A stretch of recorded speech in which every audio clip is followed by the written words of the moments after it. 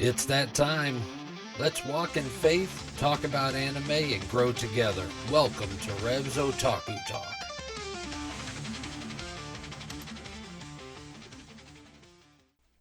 Welcome to Rev's Otaku Talk, the podcast where faith meets fandom.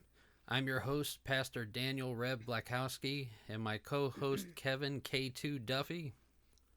Howdy. And we also have a special guest, my wife, Sharia Raver Mom Blakowski. Hi. And together we'll dive into a world of anime through the lens of Christian values. Whether you're a seasoned otaku or just starting your anime journey, this is the place where we blend our love for all things anime with a walk in Christ.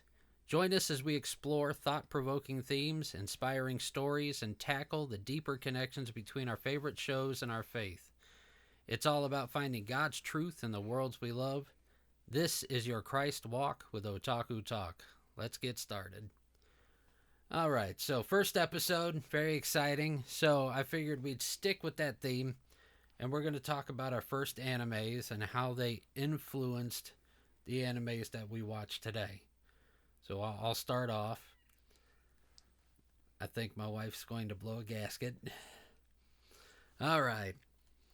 So my first anime was Speed Racer. It was introduced to me by my dad. Now, Speed Racer, if you haven't watched it, it's a... Why are you laughing? This episode's already getting interesting.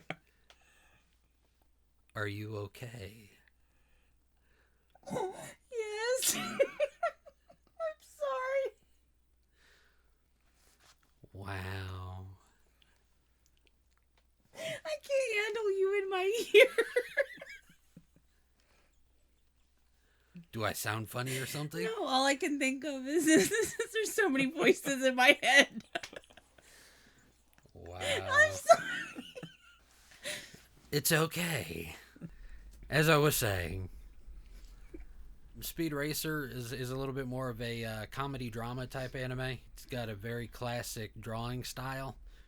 Really, it influenced how, for me, moving forward watching anime, I always looked for that cartoony looking one.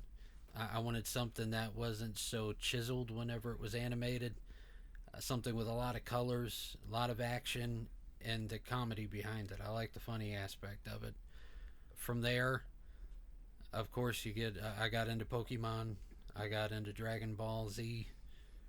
And as I got older, I still liked that animation style, that drawing look, which was pretty cool because as I got into cars, the animation style of Initial D is very similar up until the cars start driving. Then it's more of a computer generated type deal. So yeah, that's my first anime. That's how it influenced me going on. All right, I guess I'll go. So like most of us here, I started with the Kids for D, the Pokemon, the Dragon Ball, and Digimon. All those. I'm gonna be a little blasphemous right here for a second. Call them cartoons, not anime. Just those were anime. Yeah. Like I said, blasphemous. I know. But I didn't really consider them anime till probably when I was in high school, middle school, when I watched Late Night Toonami with Bleach, Naruto, Cowboy Bebop, and that's pretty much what I watched during my younger years. In college, my roommate was really awesome. He introduced me to Black Lagoon, Hellsing, More of the dark stuff. Yeah, more of the darker stuff, and also some of the brighter stuff. Porco Rosso, and there were a bunch of others I can't remember off the top of my head, but those were like the big ones he introduced me to. Well, it's cool that your buddy introduced you to Miyazaki. Yeah. We are a big Ghibli house. Very much so. Is it my turn? It's your turn. I can stop laughing now. Yes. So I come from a different household, so anime or anything like anime wasn't really allowed. I do remember seeing Pokemon cards in school, and I thought they were adorable. So that's how I got introduced to Pokemon. But I vaguely remember watching Sailor Moon. I didn't know it was anime, and I was actually surprised that I was allowed to watch it because of all the skin showing and magic that was involved in it. Um, but I watched Speed Racer too, but I didn't know what anime was until me and you got married. So, and then, of course, I was drowned in it. So, Well, it's weird for a lot of us because if you watch Speed Racer or Astro Boy, like the original stuff, yeah. back then it wasn't known as anime. No. No, No, it was just another cartoon Yeah, on it was the another cartoon. TV show. It was a cartoon that came from Japan. Yep. I mean, to them, it was the same as Super Chicken. And if you Sad. haven't heard of that, look it up. You will get a good laugh. But yeah, no, it wasn't until I want to say like the late 70s, early 80s that the name anime started really showing up and picking up. And that's whenever the culture started forming, and that's when everybody started getting very defensive of the word cartoon whenever it comes to anime. Mm-hmm. But it's pretty crazy because, you know, as we were discussing before, all of us have a slightly different background whenever it comes to it. I was in I'm a pastor's kid. I was in a pastor's home, and I could watch Pokemon. I could watch Digimon. My parents weren't too fond of Yu-Gi-Oh, but it's okay. I didn't care for Yu-Gi-Oh. For all you guys who like Yu-Gi-Oh, I'm sorry.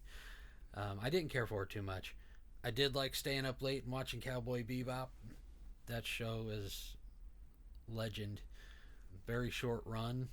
I wish they would have made more, but they started it off perfect and ended it perfect. Well, I heard they have a Netflix special out on it, and I heard that's pretty good. It flopped.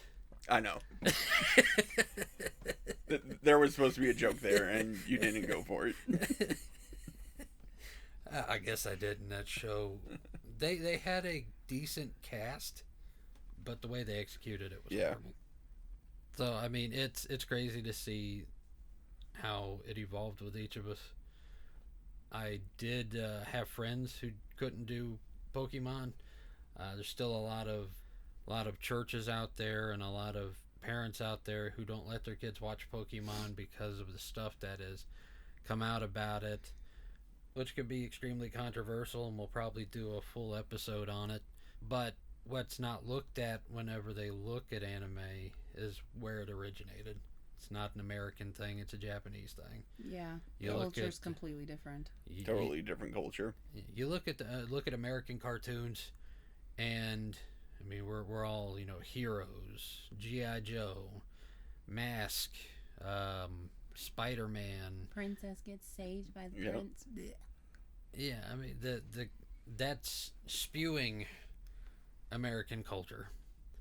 You have Japanese culture, and it's completely different. They are very much into their history of mythology. They're very into their superstitions, you know, and they aren't afraid to take it and then merge it with the country's past history and produce something that we've never seen before. Mm-hmm. Funny she brings up the princesses. I mean, show me an anime where the princess isn't the one duking it out and fighting everybody off. There's not that many. No. I mean, they kind of give the warrior princess vibe and everything. Yeah. No matter how prissy they are, Mm-hmm. they are pretty bad. So I mean, it's pretty crazy, and it's something to see how it influences us personally, but then we look at how it influences the culture around us, and it's pretty crazy how big the culture has gotten from that influence. I was just gonna say, one thing that I think is interesting is the fact that a lot of the anime keeps with that vibe, where a lot of the stuff coming out of America, it flows with every generation. Like, it changes with every generation. You had all the original princesses getting saved by the princes, and then you have like Moana and Elsa, where they're the ones saving everybody, and now they're remaking things where they're doing that. Like they flip flop. They don't stick with one thing. Oh, they gotta look at it. I mean, going back to like Speed Racer, I mean, Trixie was always a damsel in distress. That woman, she liked to get into a fight, but she'd always get caught, and then somebody had to help get her out of it. Would cause more trouble. Stupid Trixie. You go into Dragon Ball Z, and you got a very strong personality, women. I mean, Bulma and Chi-Chi, they were strong personality from the get-go, and as the anime grew, and you went from Dragon Ball to Z to Kai to Super, as they grew up, they only got more and more fierce. Yep. Well, that's like in Fairy Tale. You've got Lucy, who looks like the damsel in distress, but whenever things get real, she steps up and kicks some butt. Yep. So, I mean, you have a even lot the more. prissy lucky ones are bad. You have a lot more of that culture coming into America, then America's going to have to rewrite their stories a little bit to combat it. Yeah. So, I mean, there you go. Corporate influence. So, I mean, it has a huge influence. And now, if I remember right, they said for Gen Z, 80% of Gen Z watches anime. Well, that's because they want, the females want those empowering models, role models, where men have always had that. Women haven't really had that. So whenever you had a woman stand up for herself, it was like, wait, you're in the wrong category, go somewhere else. So now that they have that, it's going to become popular. I don't know about you guys. Well, I don't know about you, Kevin, because I know Sharia. Whenever we were in school, I know whenever I was, because of the fact that I like anime, I was looked at as a Poindexter. I was a big nerd. They looked at me weird, and I embraced the weird. Now, I wasn't weird. I didn't say you were. But you said you know me. Yes, you weren't allowed to watch it. Oh, yeah. But I wasn't weird like so you. So offended. Yeah, because I wasn't weird like you. Jeez. Now you match my weird. Congratulations. Yeah, I wouldn't say I was part of the weird group, but definitely I wasn't in any sort of a popular social circle. I kind of stayed to myself during the school years. I did too, up until a point, but that'll be a story for another time. That's a very long story. Why are you laughing again? Because in my head I was thinking I was a ditto. Because I molded to every group. Like I had friends in every group, and I was like, I'm a ditto. Oh my gosh, I hate that Pokemon. She doesn't like the purple blob. I don't. Its eyes are the creepiest things in the world. Okay. When they did the Pikachu movie, oh my gosh, I can't stand that ditto creature, even more. Yeah. Of course, you gotta admit the episode where they introduced Ditto and Pokemon, he was a cute Pokemon. Yes. Yeah. He couldn't change his face. I didn't say the cute. That cuteness was no. I'm talking about in the movie. But I just Anyways, voices in my head again. Sorry. Right. All right. So it's influence is pretty much a theme for this episode, and we've talked about how anime has influenced us. But as a Christian, God's Word influences us as well. One of the biggest stories, it's in the Old Testament. This story impacted the environment itself and the families and stuff that were around it. This is seen in the story a lot. He decided to settle in the city of Sodom. In Genesis chapter 13, verses 12 through 13, it says, Abram settled in the land of Canaan, while Lot settled among the cities of the valley and moved his tent as far as Sodom. Now the men of Sodom were wicked, great sinners against the Lord, and Lot's decision to live near Sodom eventually resulted in a moral compromise and a big personal loss. Now, if you don't know the story of Sodom and Gomorrah and Lot, whenever God said he was going to destroy the city, he told Lot to take his family and run and not look back. Now, his wife, and all the chaos, and probably thinking in the back of her head of whatever friends were in the city or her favorite places, memories, Well, most of her family stayed too. she looked back and God turned her into a pillar of salt. I mean, Lot lost his wife, he lost part of himself in the midst of that. And that wouldn't have happened if he would have stayed in the land of Canaan. But he made the choice to go toward Sodom to where he could be influenced in sinful ways. Influence doesn't just stop there. If we look in Jesus' story, Jesus showed us how to engage the world while preserving spiritual integrity. He interacted with tax collectors, sinners, and yet he remained untouched by their ways. In John chapter 17, verses 15 through 19, it says, I have given them your word, and the world has hated them because they are not of the world, just as I am not of the world. I do not ask that you take them out of the world, but that you keep them from the evil one. They are not of the world, just as I am not of the world. Sanctify them in truth. Your word is truth. As you send me into the world, so I have sent them into the world.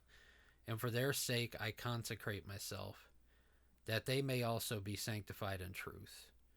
Jesus' life serves as an example of how believers can live in the world without being shaped and influenced by it, influencing those around them in a positive way without being corrupted. That is the hardest thing as a Christian. We go out into the world, we go to work, we hang out with friends who may not go to church, family members alone. And sometimes what they do, whether we notice it or not, we go and start doing the same things that they're doing, and then we find ourselves doing things we shouldn't be. And it's human nature.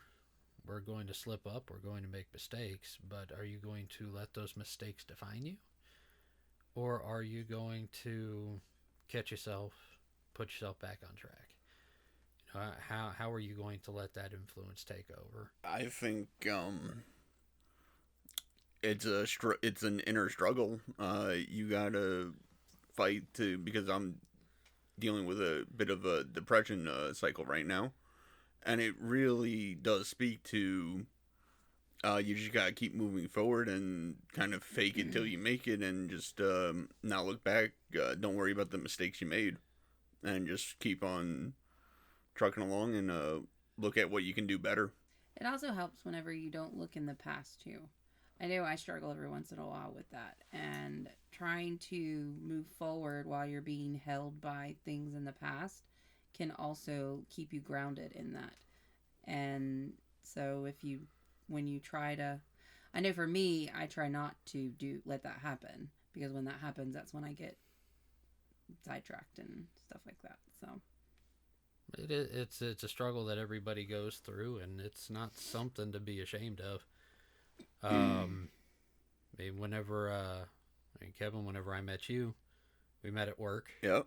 And I would always have music blasting, and you would come in and you would comment on the music I was listening to, and I'd be like, yeah, it's this Christian group, and you're like, that's Christian? It's like, yeah.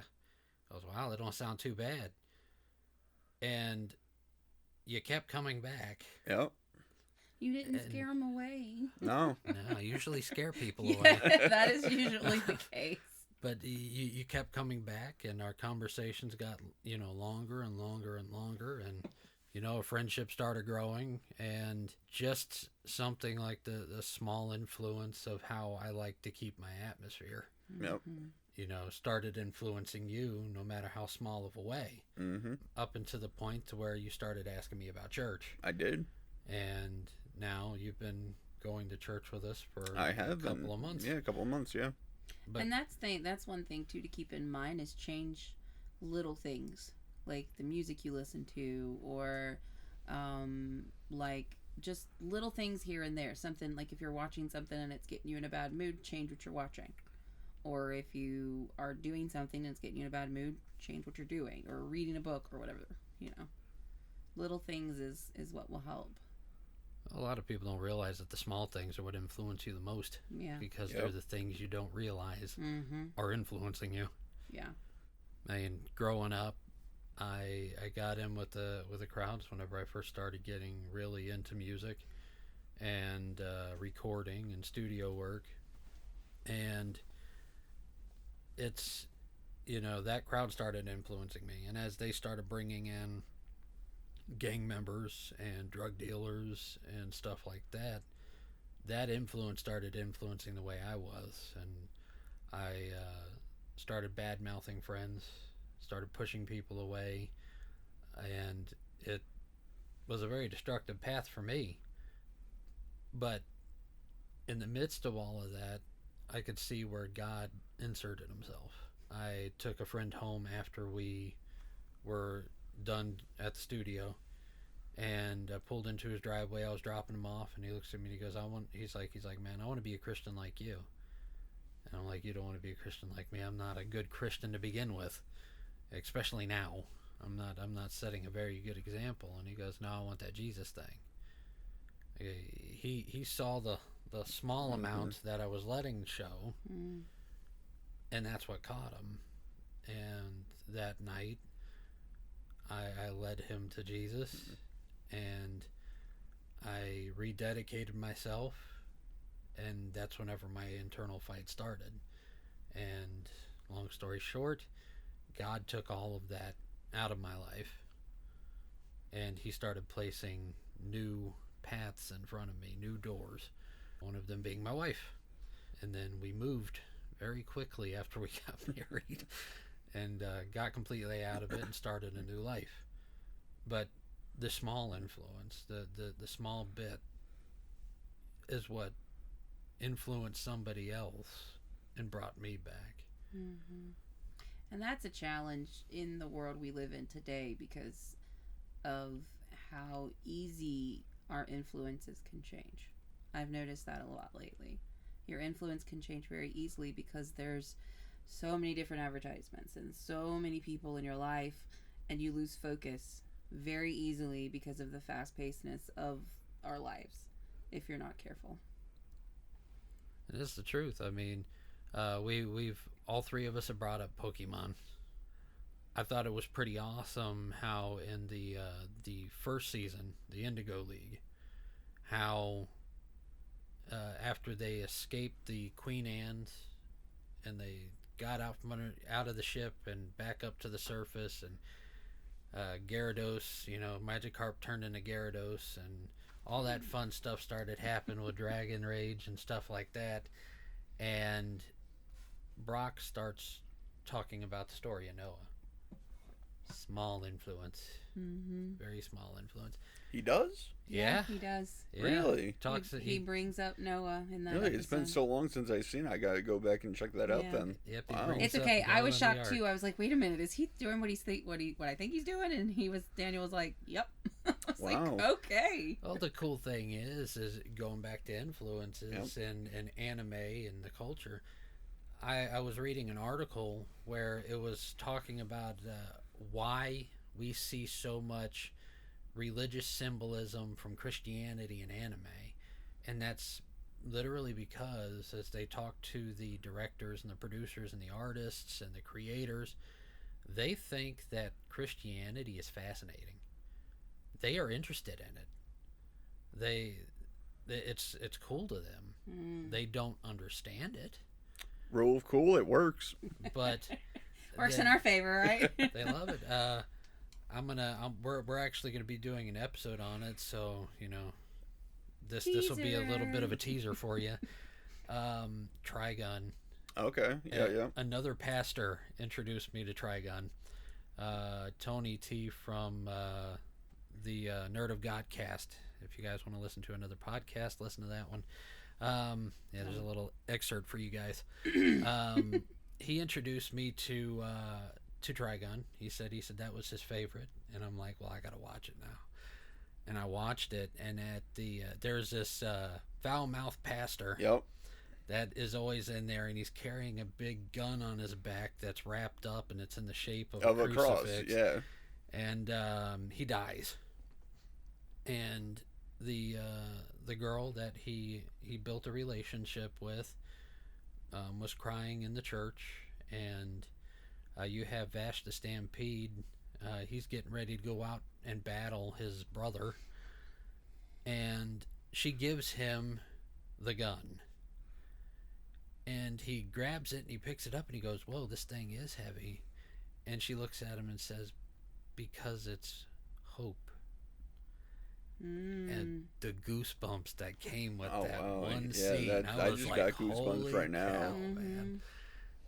That's pretty cool. The small influences that Christianity is having to people who don't even know what it is. Yeah, it's seeds being planted. And they are already grasping small concepts of mercy, of grace, of hope, peace. And they are all directing that to the Christian church.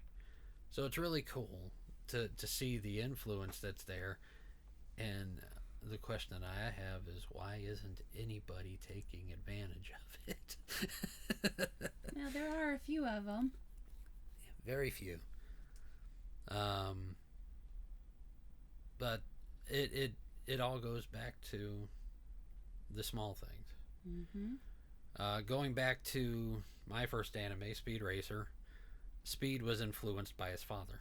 That's where his love for racing came from. That's where taking care of his family came from. And whenever his dad was denied the money at his job to build his new V12 design for the Mach 5, and they completely rejected him, Speed entered a race against everybody's wishes to get the money so that he can build this motor himself, build it at home, show them, hey, this design isn't baloney.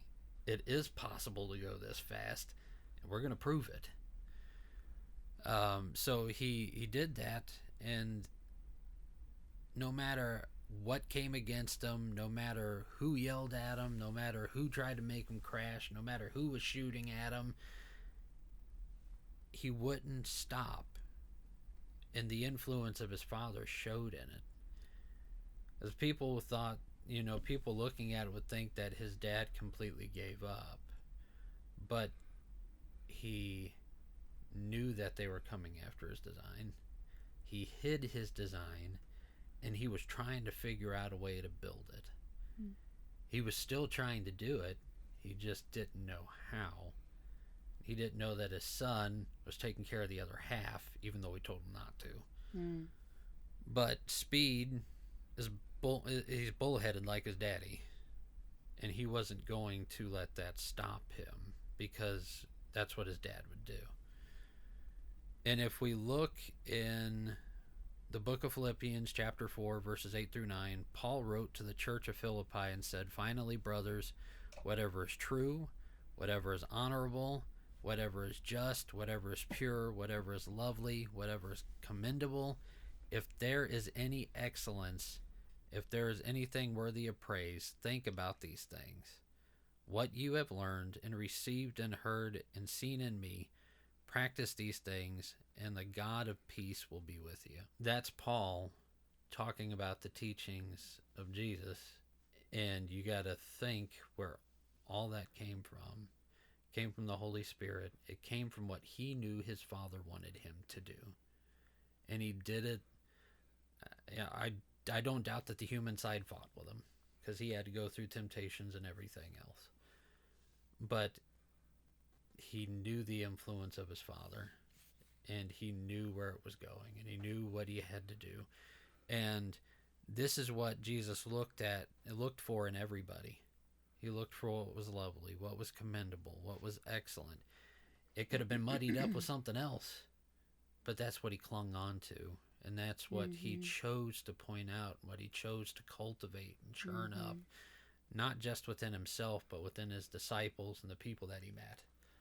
And Speed Racer was doing the same thing. He knew the influence of his Father, and he went out and he executed it against all odds. So whenever it comes to things around you, I know you said that you're going with a bout of depression. Yep. Me and Sharia, we're going through this thing where we're trying not to let our past influence our present or our future. And if we were, like you said, if we were to turn our minds away, turn our hearts away from those things that are tearing us down, and let the positive influences take over, then we'll slowly but surely move out of that place. We won't be living in our past. Our past can't, our past made us who we are, but it's not going to make us who we're going to be. That's right. The past could be tearing you apart. It could be bringing you down. But if you replace those thoughts with something small, it's going to pull you out of that place, and it's not going to define your state. Mm-hmm. So, it's something that everybody needs to remember.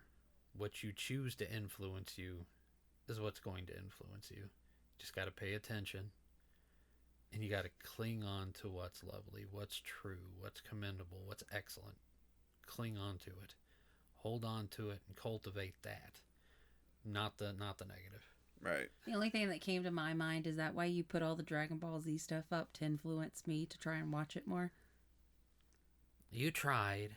She got to season 3, guys. She couldn't get past it. They take too long with the fights, okay? That's the whole point of the show, though. Oh, my goodness. It's a shonen anime. There's supposed to be fights. 30 minutes of kapow! Boom! That's it. That's all. Come back next time to see what happens. Wow, she just put the plot of every single battle out I there. did, exactly. Yeah. So what is the point of watching it? Other than when he gets with Chi-Chi and Vegeta gets with Bulma, like, all of that drama. Because it's the small stories that's in between the very long 5. battles that are awesome.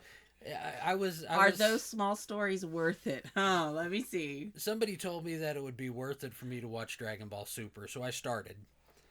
And? At which point I looked at it. I'm sorry for that information. I don't know who gave you that bad information, but that was bad information. Well, here's what I got. This is who you need to be talking to. This is what I found out, and I've only gotten up to the point where Frieza is there. I watched Dragon Ball Z Freezer? Battle of the Gods. Yeah. I watched Resurrection F. I watched Broly. I watched Superheroes. If you just take those, And you smash have it into pretty one? much got the summary of the entire thing. Oh. The only stuff that's not in there is the comedic inserts of Beerus and I cannot remember the other the destroyer's name. Is it Blender? No. No, the little purple one you're talking about, right? Yeah. There's a fat purple one. Yeah. Yeah. like it's a child. Like he's not child, but he has like the mind of a child. Yeah. Yeah. Oh And my lord! It's like I looked at that and I'm like, dude, I've already watched all the battle scenes. Why? I'm literally just watching it for the 3 episodes that's in between the battles. See, how you feel right there is how I feel with the entire thing. Understand now? Dragon Ball Z didn't do that. And that kind of tells you my age range, because Dragon Ball Z was it. I'm just going to keep praying for you. Except that one. I like that one. I'll watch his episodes. Oh, Piccolo? Mm-hmm. For those of you at home, she is pointing at my big autograph poster of Piccolo. I think he's handsome. He's a cool guy. If he was real life, he'd be on my list. He was a better dad to Gohan than Goku was. Very true. And Very the fight true. starts. All right, so talking about Goku, that's going to take us to our next segment called Questions from a Cup. Now, this is how Question from a Cup will go. You, the listeners, have the opportunity to send in questions, whether it's through Facebook Messenger, or you're commenting on one of our posts, or you send a question in, or you send one in on Waku Waku. If you are not on Waku Waku, I recommend it. It is a anime watch list app but you can also give reviews and build your watch list and share your watch list and your thoughts of the animes with everybody else that's on there. We are on there. I give Christian reviews to the animes that I watch. So far, I've got 151 up that I have watched so far with reviews. And so, if you are not on Waku Waku, I encourage you to do that. The username for the ministry is Reverend Otaku 9000. I didn't know how many animes I had watched until I compiled it into a list. So we're gonna take all your questions. We put them into a cup, and we'll pull a couple of them throughout our episodes. So, without further ado, questions from a cup. And Kevin, I'm gonna have you pull the question and read it. All right. So what we got here is kind of this actually. I think will fit perfectly since we were talking about Sodom and Gomorrah just a little bit ago. Is why does God give us free will if sin and debauchery is an option for us, and then He punishes us for when we do it? Very good question. Starting off with a hard question already. Yep. I would have been like, what was your favorite anime? But that one's even harder. Well, our questions for the questions in a cup, they can be questions about anime, they can be questions about mangas, they can be questions about the Bible, the church. This whole entire this whole podcast isn't just about anime. It isn't just about its interaction with the church, but it's there to grow with each other. No question is a wrong or bad question. God gives us free will because He wants us to make the choice. That's the reason why whenever Jesus came to earth, He went through temptation Himself. He knows that it is something hard to do. Just in case the person who asked this doesn't know the story, Jesus fasted for 40 days in the desert, and Satan himself came and tempted Jesus 3 times. First one was, turn these stones into bread so that you can eat. He knew Jesus was hungry. 40 days without eating would kill people. Okay? Depending on who you're talking to.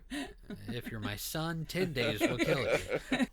And then the next one was that he took him up to the top of the mountain. He said, I will give you all of this if you bow down to me. And Jesus, being weak, He is physically weak, He is mentally weak, He's emotionally weak. You got to think He's human right now. He's not, in His God state. Even though He is God, he was God on earth, and He still is. He came down to be like us. So that is very tempting. I mean, He's down at the bottom of the pit right now.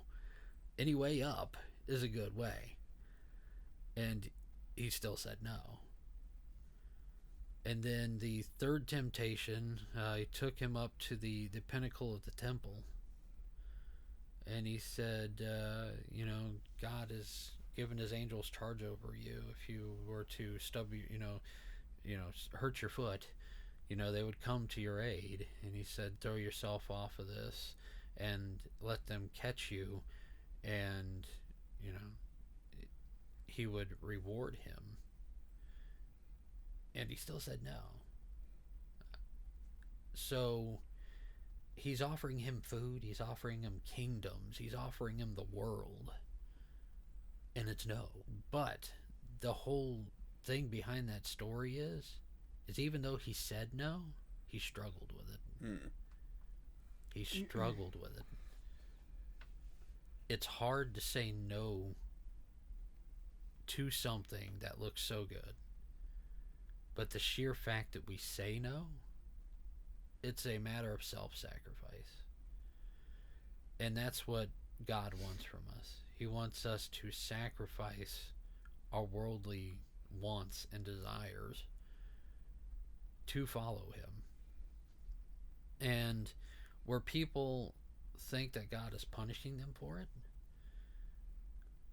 I shared with you where I was at in my life. Underage drinking, like I said, hanging out with drug dealers. One of them ended up being a murderer. Oh, wow. Hanging around gangs. I felt like I was being punished. But now that I look back on it, it wasn't God that was punishing me. It was the consequences behind the choices that I was making. It was me who was punishing myself, so to speak. I constantly tell my son, it's the consequences of your actions. Mm-hmm. You can't do something wrong and not expect a negative action to come back against you. Well, it even shows at the beginning of the book, in beginning of the Bible, when with Adam and Eve. Adam and Eve had free will. They were able to choose right from wrong because it's always been there. The difference between then and now is that evil didn't enter the garden until the snake came, which was Satan himself, and pointed out all of this. But God laid down the laws. He laid down the rules, just like me and Daniel do for our kids. Listen, if you do this, everything will be peachy keen. God told him you can have everything else but this one tree. If you take this one tree and eat it, this is what's going to happen. Meaning the natural consequences of not following the rules is going to happen.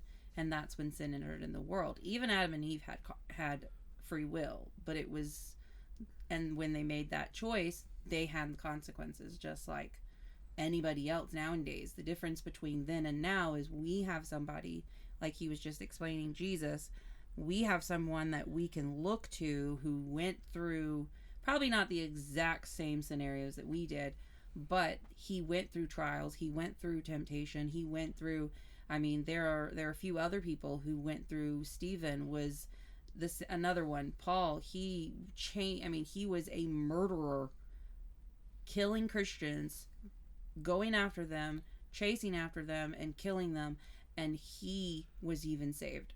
So it's basically, I mean, there's hundreds of rules in the Bible, and it's not like trying to block us in, so to speak. It's, if you do this, this is what's going to happen, and we like to do this just to see if it does.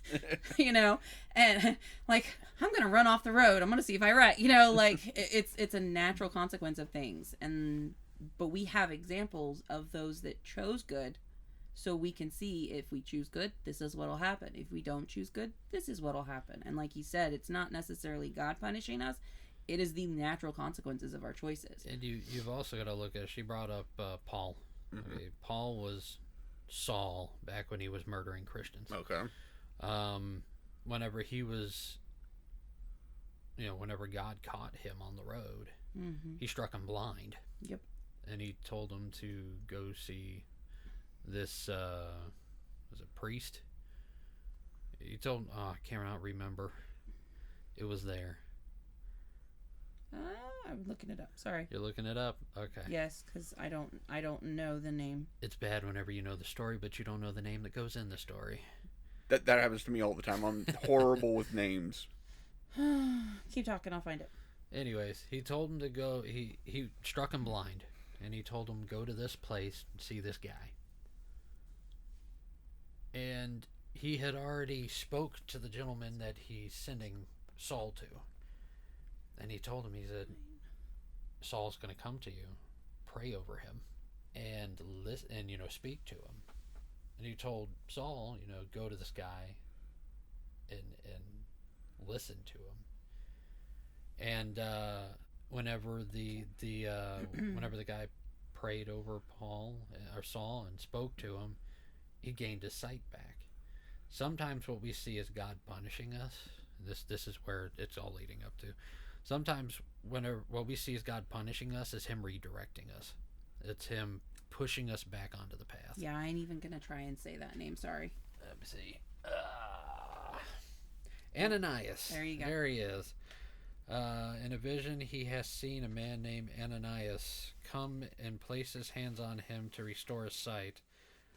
Lord, Ananias answered, I have heard many reports about this man and all the harm he has done to your holy people in Jerusalem. So Ananias knew who this dude was, and he never even saw him. But Ananias God put Ananias into Saul's path to correct it. So you can look at it as God punishing you, or you can look at it as the correction that it's meant to be. Yeah. I'm putting you on the correct direction. Straight and narrow is the righteous path.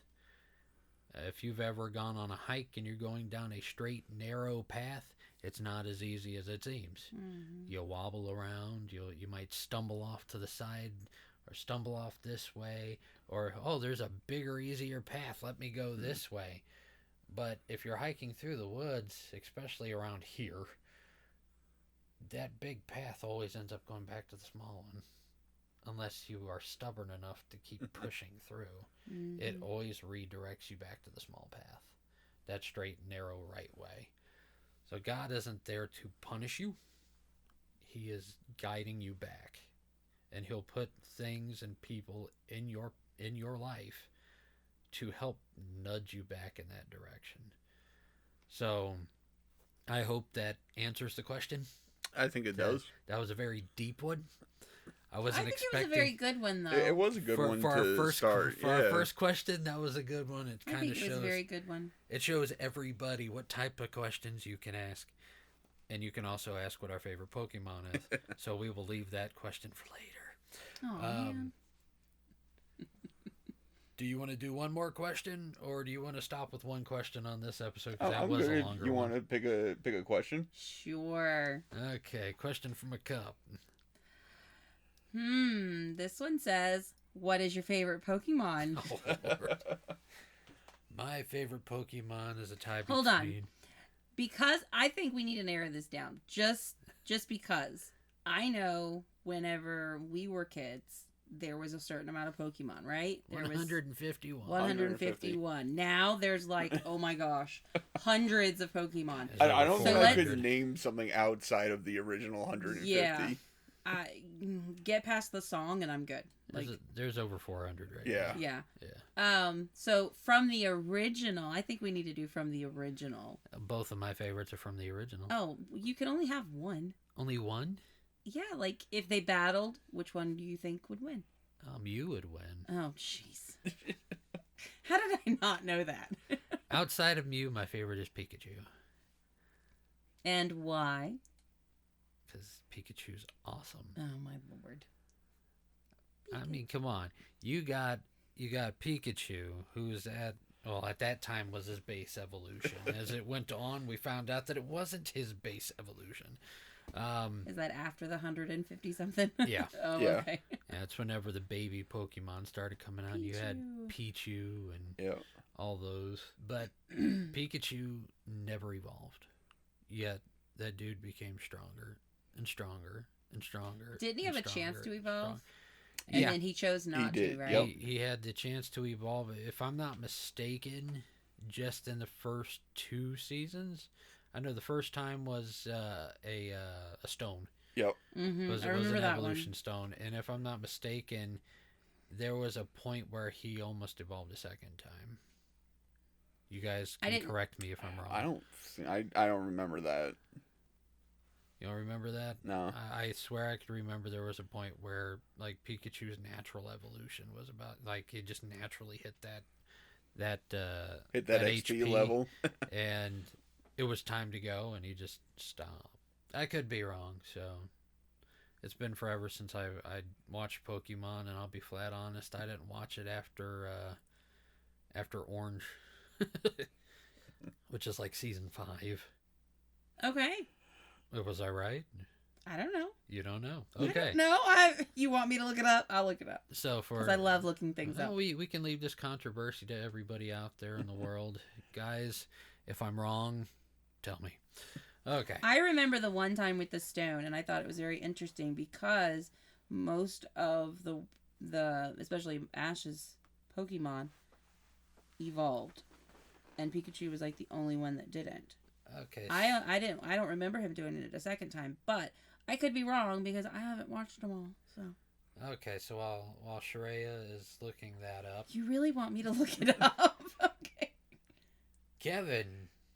right, I got 2. One for the games, and then just one for like if I had to have one in real space. Okay. All right, for the game, Beedrill all the way.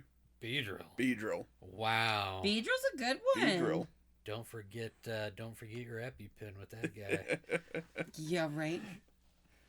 I stay away from it. Okay. And then if I had to have one as a pet, Arcanine. Okay. You're definitely a dog guy. Definitely. Yeah, see, if I had to pick one as a pet, I don't think I could do a mouse.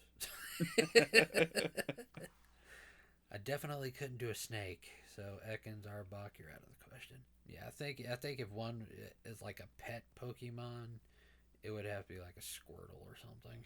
Okay, Squirtle's a good choice. On the game, Winby Ditto. no. Oh, Ditto, turn into the pet of the day. Yeah. On the game, whenever I played, I think my choice on blue, besides, because I did choose Squirtle, and whenever I played blue version back whenever it came out, I think the other one that I really ramped up was an Abra. Abra, okay. Yeah, getting that guy to evolve all the way. Yeah, that was a exciting. pain. It was a pain getting them. Oh yeah. Okay, so the only thing I can find is the one time. Okay. But I do like the reason why he didn't evolve. Okay, what's the reason? Because he wanted to prove that he could win the battle as himself. I Yep. think that's kind of an awesome reason. He didn't let the outside influence his decision. I think that is awesome. Yeah, he wanted to demonstrate that you don't have to become something else in order to overcome obstacles. See, and they said Pokemon was evil. I think that's pretty cool. That's a good example to do. You could do a sermon on that. Oh, look at that. She's already got Yeah. it right in sermon. Oh my goodness gracious. You know, ever since I started seeing connections between anime and things in the Bible, like You're welcome. I can't not. Well, it's not just like anime, like even in music, even in movies, and I mean, my goodness, I could have books and books and books wrote if I wrote everything down. Somebody once joked around with me going to preach at a church one time, and I was like, yeah, I can write one of my anime sermons and bring it up there. I think the joke ended there. Might have been one of those ones that don't believe in that stuff. But. Yeah, I'm actually just rewatching Bleach. Yeah. And oh my god, I did not realize how much influence there is in that one. Well, and at that point, they're literally battling on a spiritual plane. That is true. I mean, it's legit. That's where they are at. They are battling on the spiritual plane. That reminds me, I haven't 100% completed that one. I'm gonna have to finish that one. Those on your list? It's on the list. It's just which ones am I gonna finish first? I have Too so many many on my list. Thanks to you and my students, I will never stop. Yes. I got get influenced everywhere. I got the people on the other side. I get influenced everywhere. Hey man, I loved doing the trunk or treat last year at her school. I did my trunk up as a giant Gengar. Nice. And I had the Pokemon theme song playing, and then I edited and inserted Gengar's voice into the track randomly. And there was this little girl, had to be like first or second grade, walked up, and my trunk, you had to stick your hand in Gengar's mouth to get the candy. And as she stuck her hand into the Gengar's mouth, you hear, Gengar! Yep. And that girl almost started crying. She pulled her hand out so fast and ran to her mama. And her dad was back there, and he turned around. He was trying not to let her see that he was laughing. And I'm like, look, it's okay. I stuck my hand in there. I was like, get your candy. Look, I'll open his mouth. Go ahead. I'll hold it open for you. She wouldn't do it. She wouldn't even go near his car. Oh. Like, at all.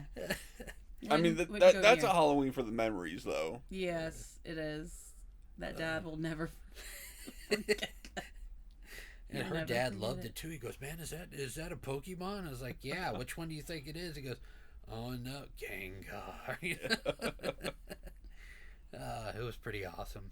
So, do we have any last thoughts? I think I think we're good. You good? Nothing else to add? Yeah, my favorite Pokemon is Bulbasaur, and Bulbasaur rocks. Just saying. Yes, she wanted the protective Pokemon with an attitude. Exactly. I mean, Bulbasaur is a really good choice. Small and sweet. Yeah, it's until funny. you make them mad. I introduced her to Pokemon. Her introduction to Pokemon was very weird because of the fact that whenever we first got married, I hadn't had a job outside of a family business, so me getting a job was a little tough. So she would go to work, and I would fill out applications, go to interviews, but then I'd come home and I'd take care of the apartment, make sure it's cleaned up, cook dinner, try to have it ready for her when she got home. But she had a friend of hers. I don't remember her name. She was a redhead. They come to the house. It was she who must not be named. It was not her. No. Oh wait, no, that was later. Oh, I don't remember. That was later. Wow. Don't ask me what that was. Someone's phone's going off. Because I'm popular. While the mics are on, silence your cell phones. Thank you. But they walk in, and I'm watching. I have episodes of Pokemon recorded onto a VHS, and so For all of yous that don't know what that is, that's a big tape. So they walk in, and I'm blasting Pokemon in the house while cooking dinner, and she walks in and she goes, "What the heck is this?" She goes, "I don't want to watch that." And her friend is like, "Wow, I haven't watched this in forever." I married a child. And that was her introduction into Pokemon. What's hilarious is I continued to watch Pokemon, and then she finally sat down and was watching it. Because I was introducing our kids to it at that point. And, ooh, Bulbasaur's cute. And then the Bulbasaur thing became a thing. No, it actually happened before that. Oh my gosh. Bulbasaur was the very first Pokemon card that I ever had. No idea where the card went, but that was the only one I had, and I hid it. And, yeah. She had a secret Bulbasaur crush she had to hide from her family. I thought Bulbasaur was so cute and beautiful because the flower. Well, it was a bulb, obviously, but it turns into a flower. Yeah. It turns into a wrinkly, frog-looking dinosaur named Yeah, Dinosaur. ugly, yeah. You like a mouse, okay? Yes, but... Yours is a mouse that eats cheese. He eats But anything. it can charge your phone, though. That I will give you. Exactly. I will give you that. Exactly. I will give you that. But mine is beautiful. I mean, come on. The pleasant backup to look generator in the Pokemon Center was a bunch of Pikachus. Vine Whip comes out. Come on now. Whip your tail. Jeez, so violent, so violent. We're talking about electricity and powering stuff, and you're talking about whooping my butt. That's how I keep you in line. I'm kidding. I'm in an abusive marriage, guys. No, I'm just playing. She's whooping me with a Bulbasaur. Yes, our Pokemon card battles are legendary. Yeah, because I always win. It is true. No matter how many legendaries I have, she finds a way. And I've been playing since 1998. Yeah, I've only been playing a couple years, huh? Yeah, I think you got your first deck whenever we moved into our house. Mm-hmm. So 3 years ago, I beat her like twice, and she's been kicking my butt ever since. All right, so before I embarrass myself any further... And he still likes Dragon Ball Z and can't learn a thing about beating anybody. Wait, hold on. What's that guy's name on Dragon Ball Z that never won a battle? Yamcha. You're Yamcha. I was going to say Krillin. Krillin, too. Krillin beats some people up, man. Doesn't Krillin die? Yeah, he dies and gets brought back. Frieza killed him. Oh, yeah, that's right. I remember that meme. There was a meme, and Well, that was season 2. You watched it. What was his name? Shimron? Shenron? Shenlong. What's the dragon's name? Shenron. Shenron It was a meme, and there was Bulma and Goku were standing, and the dragon comes up, and the caption is, "Would Krillin die again?" I think Goku died more times than Krillin did. Poor Krillin. So, on that note, before she embarrasses me any further, we're going to bring this exciting first episode to a close. Remember the things you let into your life, whether it's people, bad media, or your surroundings. Do not let the world influence who you are and the decisions you make. Whatever is true, whatever is honorable, whatever is just, whatever is pure, whatever is lovely, whatever is commendable, if there is any excellence, if there is anything worthy of praise, think about these things. What you have learned and received and heard and seen in me, practice these things, and the God of peace be with you.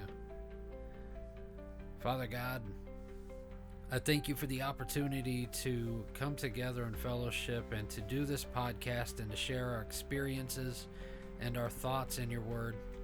God, I pray that all the people that are listening to this, God, that they take the words that's spoken, they hide it in their heart, and they go out and they share your word with other people, and they share this podcast because it's ordained by you to help people going through a hard time in a very specific and awesome way. In Jesus' name, amen. Amen. So, thanks for tuning in to Reb's Otaku Talk. Don't forget to follow us on Facebook, X, and Waku Waku. And leave a review and share your favorite anime moments with us on social media. Until next time, keep your faith strong and your anime collection strong. See ya. bye. Take care. Now I can hit the stop button.